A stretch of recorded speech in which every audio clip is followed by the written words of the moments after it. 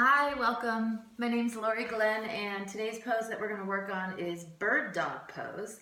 And I'm actually not sure if it has a Sanskrit name. So, bird dog pose is a pose that's done on all fours. It's a balancing pose as well, and it requires a lot of core strength.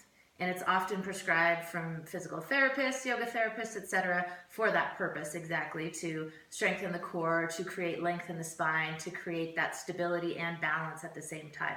So it's got a few dynamic parts to it, for lack of a better word. And there's a couple ways that you can vary it so that it makes it a little bit more accessible and a little bit easier. So we'll start off step by step and then we'll show the full pose. So the first step is to come onto all fours, and you want to come into all fours like you would for cat-cow. So the wrists are under the wide part of your shoulders, index finger points forward, and then the knees are under your hips, about hip width distance apart, narrow hip width distance apart. So the first part of this is to get your spine in neutral. So you don't want to have your spine rounded or super tucked tailbone sticking out. So you want to find that neutral pelvis for you. And once you find that, just lightly engage the low belly. And it's going to be important to keep the low belly lightly engaged through this whole pose. As you'll see, the tendency when you start to go into this pose is to really dump into the low back, and we're trying to avoid that. So low ribs come up, low belly comes up, and you're supported. So we'll start with the right leg, just reaching the right leg back, and you'll come onto toes to start. So this would be a good place to start if you're just getting familiar with this pose. So toes on the floor, and push back through the heels and pull forward through the toes. And when you pull forward through the toes, you'll notice that the front of the thigh engages all the way up into the low belly. So you're really turning on the front chain of muscles in the body here. So you're starting to create that stability. And now from here, if you'd like, you can extend the leg up, so floating the leg up. And the tendency here is as the leg goes up, people tend to bow their back. So you want to keep the low belly lifted so you're still in neutral pelvis.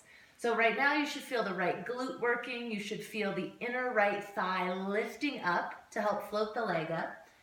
And you're still reaching back through the heel and pulling the toes forward. And try to go for parallel leg rather than leg way up here. This is a different pose. So we're going for parallel leg. So now this is plenty of work, and you can work just from here, keeping that low belly in. Or you can take this into the fully extended pose, which would be to extend the opposite arm as the leg you have extended. So I've got my right leg extended. So I would reach and extend the left arm forward. The palm would face midline. Again, going for parallel so the arm's not way up here. And the key things for balance here are to really press down with your standing hand. So in my case, it's the right hand.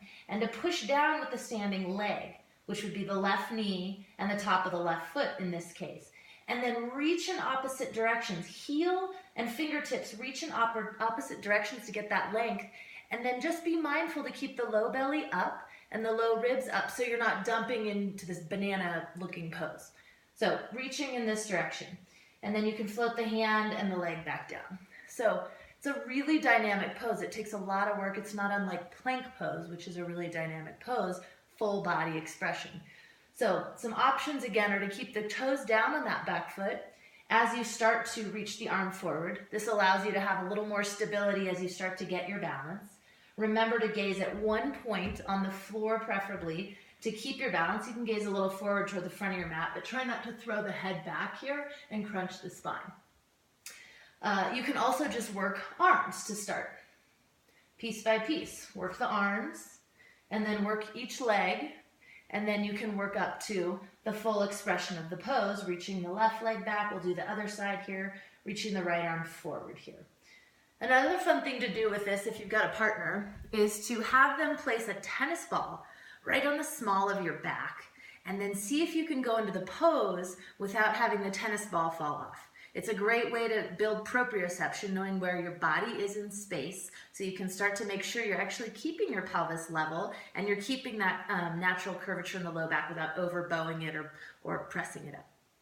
So that's it. That's bird dog for today. Great core work, great balancing work. Give that one a whirl, and I hope you enjoy it. Namaste.